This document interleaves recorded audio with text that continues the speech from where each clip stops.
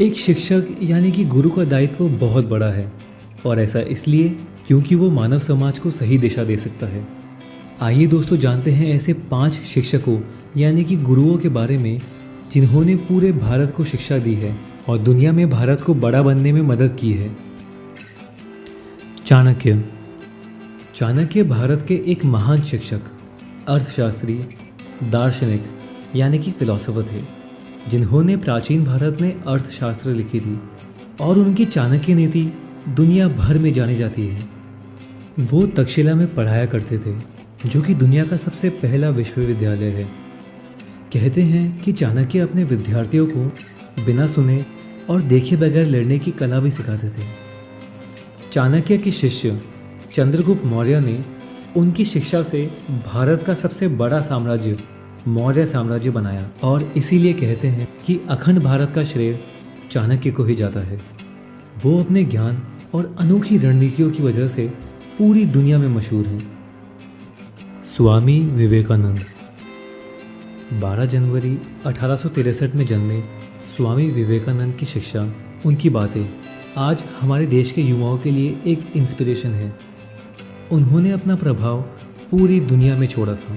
स्वामी विवेकानंद वो इंसान थे जिन्होंने अमेरिका में हिंदुइज्म और इंडियन कल्चर की महानता के बारे में बताया, वो भी तब जब पश्चिम में भारत को भूखे जंगली लोगों का देश माना जाता था। उनका कहना था कि अगर आपको ज़िंदगी में आगे बढ़ना है तो आपको खुद ही कोशिश करनी होगी।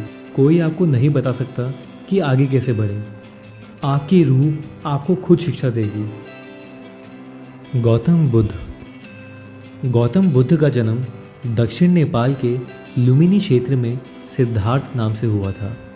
बुद्धिज़्म को बनाने वाले गौतम बुद्ध ही थे, जिनकी शिक्षा को आज दुनिया भर के लोग मानते हैं। वो एक आध्यात्मिक गुरु थे जिन्होंने समाज में बहुत बड़ा बदलाव लाया और अपनी महान शिक्षा से पूरी दुनिया को प्रभावित किया। बुद्ध बनने से पहले सिद्धार्थ ने एक आलीशान जिंदगी जी, लेकिन 29 साल की उम्र में उन्होंने सारी शान शौकत छोड़ दुखों से मुक्त होने की तलाश में एक तपस्वी जीवन जिया। बुद्ध शब्द का मतलब ही होता है जागृत होना। गुरु नानक जी।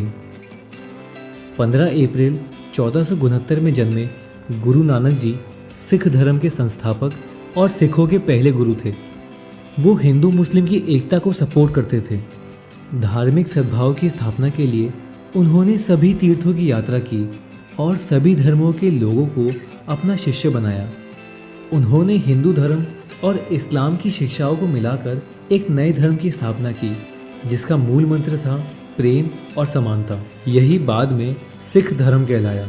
सिखों की लेख गुरु ग्रंथ साहिब गुरु नानक जी की शिक्षाओं पर बनी है।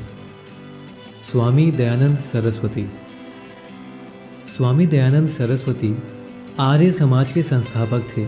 उन्होंने वैदिक विचारधारा को पुनर्जीवित करने की दिशा में काम किया। भारत के राष्ट्रपति डॉक्टर एस राधाकृष्णन ने उन्हें मेकर्स ऑफ इंडिया यानी कि आधुनिक भारत के निर्माताओं में से एक कहा था।